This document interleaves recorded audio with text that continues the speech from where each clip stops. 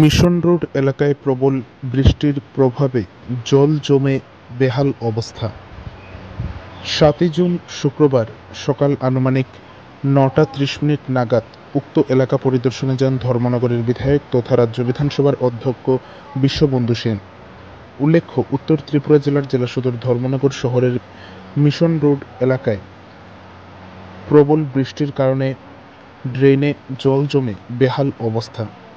উল্লেখ্য, উক্ত এলাকার ড্রেনগুলি অত্যন্ত সরু হওয়াতে এই জল জমে বেহাল অবস্থা এবং জল নিষ্কাশনেরও অনেক সমস্যা হচ্ছে।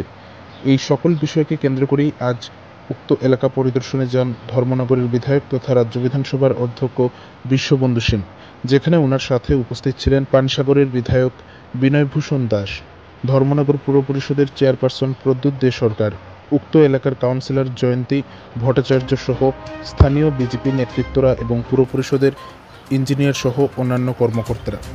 সেখানে গিয়ে তিনি সেই সকল এলাকা পরিদর্শন করেন এবং উক্ত এলাকার ড্রেনগুলিকে আগামী দিনে বড় করে জল নিষ্কাশনের যে সমস্যা রয়েছে সেই সমস্যাকে কিভাবে সমাধান করা যায় সে বিষয়ে পুর পরিষদের চেয়ারপারসন ও ইঞ্জিনিয়ারদের সাথে কথাবার্তা বলেন ধর্মনগরের বিধায়ক তথা রাজ্য বিধানসভার অধ্যক্ষ বিশ্ববন্ধু সেন।